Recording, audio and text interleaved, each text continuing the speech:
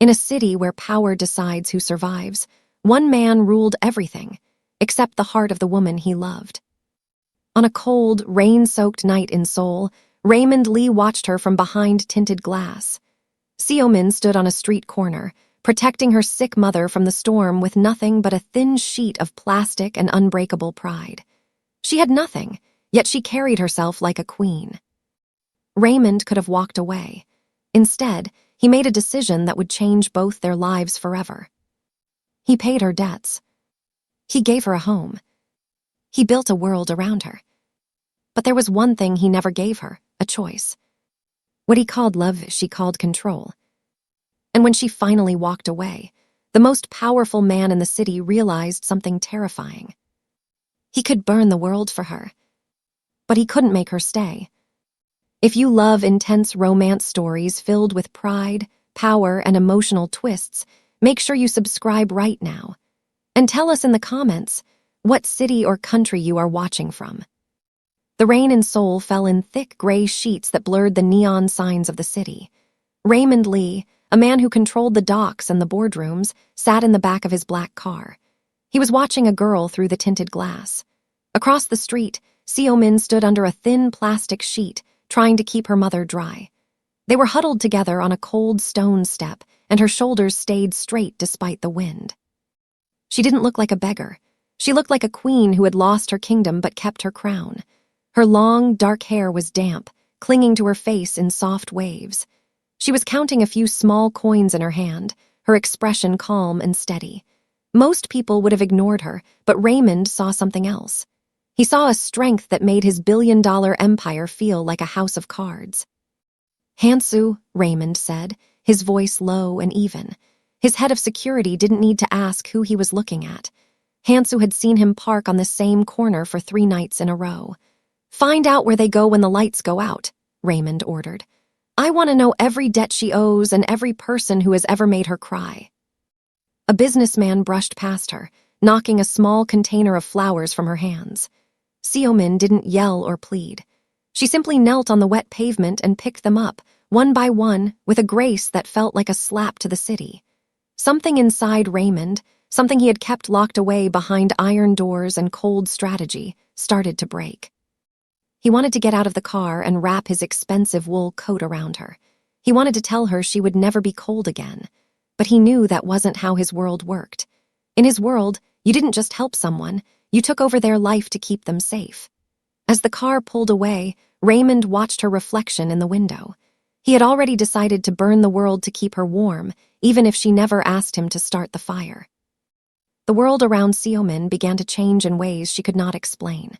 It started small, like a soft breeze that moved things just enough to make life easier.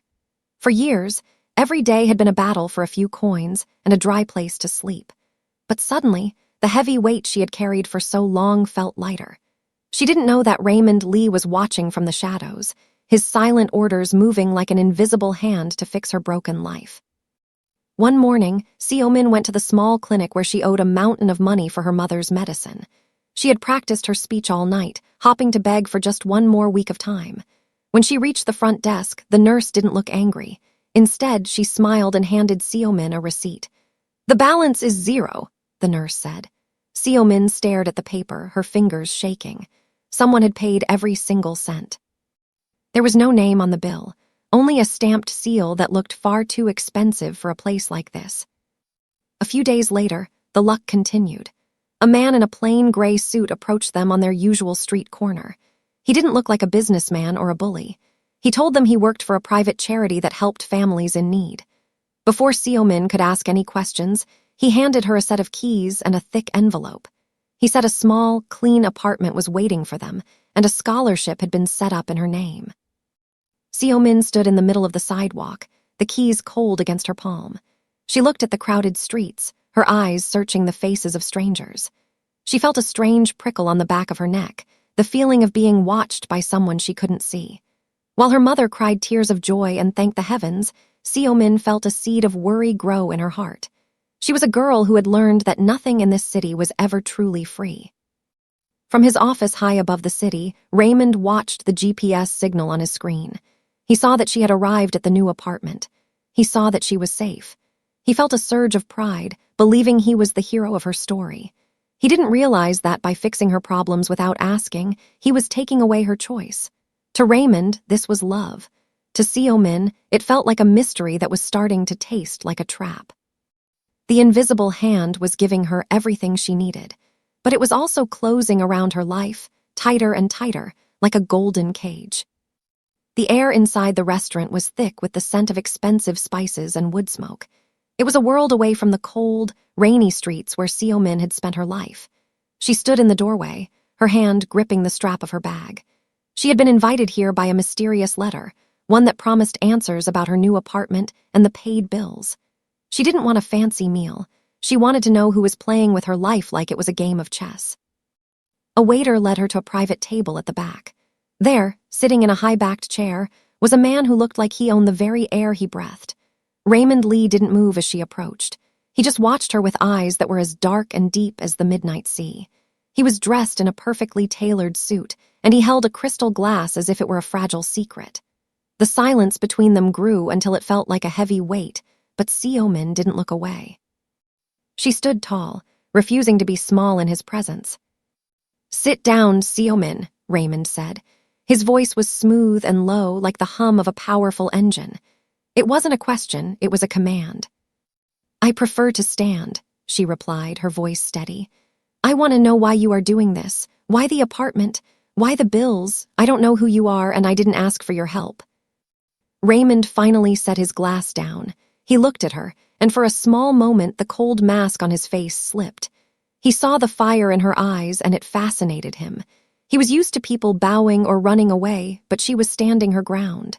He stood up, his tall frame casting a long shadow over the table. He walked toward her slowly, stopping just a few inches away. He could smell the rain still lingering on her hair. "You were drowning in a city that didn't care if you sank," he said, his voice dropping to a whisper. "I decided to give you a shore to stand on. Is it so wrong to want you to be safe?" "It is wrong when you don't ask," Seo-Min countered. She could feel the heat radiating from him, a dangerous and magnetic pull. "You are building a world around me that I didn't choose. You think you are saving me, but you are really just capturing me." Raymond reached out as if to touch a loose strand of her hair, but he stopped himself. He realized that this woman was not an asset he could simply manage. She was a person with a soul he couldn't buy. For the first time in his life, Raymond Lee felt a spark of something he couldn't control. He watched her turn and walk away, her head held high. He had meant to impress her with his power, but instead, he was the one left breathless in the shadows of his own empire. The luxury apartment Raymond had provided felt more like a museum than a home. Every morning, Seo-Min woke up in a bed with silk sheets that felt too smooth against her skin. The air was always the perfect temperature, and the fridge was always filled with the finest food, but she found herself missing the smell of rain and the sound of the city streets. In this quiet, high-up world, the only sound was the ticking of a gold clock on the wall. She looked out the floor-to-ceiling windows at the people below, feeling like a bird trapped behind expensive glass. Raymond did not visit often, but his presence was everywhere. New dresses appeared in her closet without a word. A driver waited downstairs at all hours, ready to take her anywhere, as long as it was a place Raymond's men had checked first. He had given her mother the best doctors and a life of comfort, but Seo-Min felt the invisible walls closing in. She was no longer a girl fighting for survival. She was a treasure being guarded in a vault. She realized that while she was no longer hungry, she was no longer free. One evening, Raymond arrived unannounced. He found her sitting on the balcony, staring at the horizon where the sun was dipping below the buildings. He didn't say a word at first, simply standing in the doorway in his dark suit, his silhouette sharp against the evening light. He looked at her with a mixture of pride and something that looked almost like hunger. To him, she was safe, polished, and protected from the dirt of the world he ruled. "Do you like the view?" he finally asked, his voice low. He walked toward her, the sound of his leather shoes echoing on the marble floor. "The view is beautiful, Raymond," Seo-Min replied, not turning around. "But I feel like I am watching the world from a different planet. You have given me everything I could ever want, but you have taken away the one thing I actually had, my own life. I don't want to be a decoration in your empire." Raymond stopped beside her, his hand resting on the railing. He looked at the city he controlled, then back at the woman he couldn't seem to master. He thought that by giving her luxury, he was showing her love. He didn't understand that the more he gave her, the more she felt like she was losing herself. He reached out and touched her shoulder, but she didn't lean into him. She remained still, a beautiful prisoner in a gilded cage, wondering if the man who saved her would ever be the man who truly set her free. The dining room in the Lee family mansion was filled with the smell of expensive herbs and aged wine, but the air felt thin and hard to breathe. Seo-Min sat across from Raymond's mother, Madame Park, at a table so long they felt like they were in different rooms. Raymond sat at the head of the table, his face as still as a statue. He had traded his usual dark suit for something even more formal, looking every bit like the prince of an empire. He had told Seo-Min that this dinner was a way to make things official, but as she looked at the sharp silver forks and the cold white plates, she felt like she was being put on trial. Madame Park did not look at Seo-Min directly. Instead, she watched the steam rise from her tea, her jewelry clicking softly as she moved. "I hear the apartment is to your liking," she finally said, her voice sounding like ice cracking on a lake. "It must be quite a change from the street corners and the plastic sheets. Tell me, do you find it hard to act like you belong in a room like this?" Seo-Min felt a hot sting of shame in her chest. She looked at Raymond, waiting for him to speak. She expected him to defend her, to tell his mother that her past didn't define her. But Raymond remained silent. He took a slow sip of his water, his eyes fixed on the tablecloth. He believed that by not arguing, he was keeping the peace and protecting Seo-Min from a bigger fight. He didn't realize that his silence was the loudest sound in the room. "My past is not a secret, Madame," Seo-Min replied, her voice trembling but brave. "I worked hard to survive, and I am not ashamed of where I came from." Madame Park let out a small, cruel laugh. "Hard work is for people who have nothing else. In this family, we value blood and legacy. You are a girl who was found in the rain, and no amount of silk dresses will ever change that." Again, Seo-Min looked at Raymond. His jaw was tight, and his knuckles were white as he gripped his napkin, but he said nothing. He sat there like a silent guard, watching the woman he claimed to love get torn apart by words.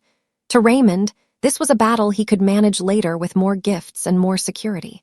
To Seo-Min, it was the moment she realized that a gilded cage was even worse when the person who put you there wouldn't stand by your side. The food on her plate tasted like dust, and the beautiful room suddenly felt very, very small. The morning after the dinner, the silence in the apartment felt heavier than the night before. Seo-Min looked at the silk dresses and the expensive shoes, and she felt a sudden, sharp need to be herself again. She didn't want Raymond's gifts or his mother's cold tea. She wanted to remember the girl who could survive on her own. Without telling anyone, she put on her old, worn-out jeans and a simple cotton shirt. She walked past the driver and the guards, ignoring their confused looks, and headed back to the part of the city where the air smelled like street food and hard work. She found a small job at a laundry shop, tucked away in a narrow alley. It was hot, and the steam made her hair curl, but the sound of the machines felt like a heartbeat. For the first hour, she just stood there, folding warm towels and breathing in the scent of soap. It was a humble job, but every towel she folded felt like a brick she was using to build her own life. She was no longer a decoration. She was a person with a purpose. Raymond, however, was not a man who let go of control easily. From his office, he watched the reports come in. He saw that she was working in a place that he thought was beneath her. He didn't understand that she was looking for her dignity. He only saw a risk to her safety. He sat at his desk, his jaw tight, as he planned his next move. He decided he wouldn't force her to stop, but he would make sure the world she chose was still under his command. Within 24 hours, the owner of the laundry shop suddenly became very nervous. He started treating Seo-Min like she was made of glass. He gave her extra breaks and offered her a raise that didn't make sense for a new worker. Seo-Min noticed the black cars parked at the end of the alley, the dark windows watching her every move. She realized that Raymond hadn't listened to her at all. He had secretly bought the very company she worked for just to keep her safe. The unspoken war had begun. Every time Seo-Min tried to take a step toward her freedom, Raymond used his money to build a bridge she didn't want to cross. He was fighting to keep her in his world, while she was fighting just to be seen as an equal. As she looked out at the black cars from the steam-filled shop, she felt a wave of sadness. She knew that the man who swore to burn the world for her was actually setting fire to the only thing she truly valued, her independence. The steam in the laundry shop felt like a thick wall between Seo-Min and the rest of the world. She was tired, her hands were sore, and her back ached, but she felt a strange sense of peace. That peace shattered the moment her boss walked over, bowing too low and trembling as he handed her an envelope stuffed with cash. He told her she was doing a great job, but his eyes kept darting toward the black SUVs parked at the end of the alley. Seo-Min didn't take the money. Instead, she walked out of the shop, her heart pounding with a mixture of anger and sadness. She marched straight toward the lead car. The window rolled down slowly, revealing Raymond's calm, handsome face. He looked at her as if she were a precious painting he was trying to protect from the dust. "Get in, Seo-Min," he said softly. "It is raining, and this neighborhood is not safe for you." "Nowhere is safe for me because you are everywhere," she cried out, her voice echoing off the brick walls. "You bought this shop, didn't you? You paid my boss to treat me like a princess instead of a worker. You think you are loving me, Raymond, but you are just following me. You have turned my life into a set of cameras and security guards. I am not a person to you. I am just a project you refuse to finish." Raymond stepped out of the car, his expensive suit looking out of place in the narrow, dirty alley. He reached out to touch her arm, but she stepped back as if his touch would burn her. "I am keeping you safe," he insisted, his dark eyes flashing with frustration. "My enemies are real, Seo-Min. My mother's world is cruel. If I don't manage things, you will get hurt." "Then let me get hurt," she shouted, tears finally spilling over. "I would rather be hurt and free than safe and owned by you. You didn't defend me at that dinner, Raymond. You stayed silent while your mother called me a beggar. You didn't protect my heart then, so why do you care so much about my body now? Your love is just another word for control, and I never asked for it." The silence that followed was sharper than any knife. Raymond stood frozen, his hand still reaching out into the empty air. He saw the look of pure exhaustion in her eyes, and for the first time, he realized that his protection was the very thing breaking her. Seo-Min turned her back on him and started walking. She didn't head toward the luxury apartment or the car. She walked toward the crowded subway, disappearing into the sea of regular people.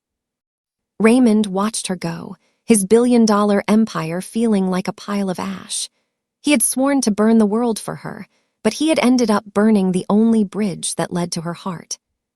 The news of Seo-Min's disappearance hit the Lee mansion like a lightning strike. Raymond sat in his dark office, but for the first time, he didn't look at the glowing screens or the maps of the city. He looked at his own hands, the hands that had tried to build a wall around a woman who just wanted to breathe. Outside the door, he could hear the raised voices of his lawyers and the sharp, angry tones of his mother. They were terrified because the market was reacting to the rumors. The billion-dollar empire was shaking because its leader was no longer interested in leading. Madame Park burst into the room, her face tight with a fury that could have frozen the ocean. "The stocks are dropping, Raymond," she shouted, throwing a folder onto his desk. "Because of that girl, our family name is being dragged through the mud. You need to release a statement. You need to tell the world she was nothing but a temporary charity project. Correct this mistake before we lose everything." Raymond looked up at his mother. He saw the coldness in her eyes, the same coldness that had made Seo-Min feel so small at the dinner table. He thought about the laundry shop, the rain, and the way Seo-Min had looked when she walked away, hurt but free. He realized that the mistake wasn't Seo-Min. The mistake was the empire he had built on silence and fear. He felt a strange, light feeling in his chest, as if a heavy chain had finally snapped. "I am not releasing a statement," Raymond said, his voice quiet but as steady as a mountain. He stood up and took off his expensive suit jacket, draping it over the back of the chair. "And I am not correcting anything. If this empire is so weak that it crumbles because I chose to love a woman with dignity, then let it fall. I would rather be the man who lost $1 billion than the man who lost his soul." His mother gasped, but Raymond didn't wait for her to speak. He walked past her, leaving the folders and the phones and the security feeds behind. He didn't take the elevator to the garage where the SUVs waited. He walked out the front door, feeling the cool air of the evening on his skin. Behind him, the towers of his business world seemed to shrink. He knew that by morning, his power would be gone and his name would be stripped from the buildings. But as he started to walk toward the subway station where Seo-Min had disappeared, he felt like he was finally moving in the right direction.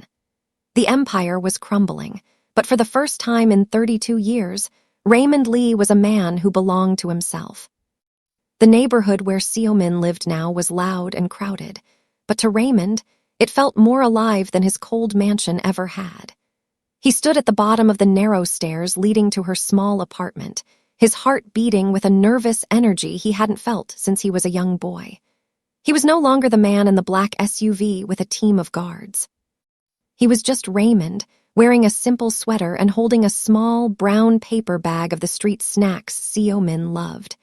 He didn't have a contract to offer or a gilded cage to pull her into. All he had was the truth. He knocked softly on the door, and when it opened, Seo-Min froze. She looked at his messy hair and his plain clothes, her eyes widening in surprise. She didn't see the Mafia boss who tried to control the world. She saw the man who had finally decided to join it. Raymond didn't wait for her to ask why he was there. He took a deep breath, the scent of the city air filling his lungs. "I left it all behind, Seo-Min," he whispered, his voice thick with emotion. "The office, the money, and the silence. I realize that an empire is just a pile of cold stones if you aren't there to share the warmth. I don't want to protect you from the world anymore. I want to walk through it by your side as an equal." Tears gathered in Seo-Min's eyes, but this time they weren't tears of exhaustion. They were tears of relief. She stepped forward, reaching out to touch his face. His skin was warm, and his eyes were open and unguarded, showing her everything he had hidden for so long. She realized that he had finally heard her. He hadn't just burned the world for her, he had changed his own soul to be worthy of her love. "I never wanted a savior, Raymond," she said, her voice soft and sweet. "I only wanted a partner." Raymond pulled her into his arms, holding her close as the sun began to set over the rooftops of Seoul. The city glittered around them, vast and indifferent, but inside that small doorway, a new world was beginning. He kissed her deeply, a kiss that tasted like a promise and a fresh start. The gilded cage was gone, replaced by a love that was free and honest. They stood there for a long time, two people who had found their way through the rain and the fire to find each other. Raymond knew the road ahead wouldn't be paved with gold, but as long as he was holding Seo-Min's hand, he knew he was exactly where he was meant to be.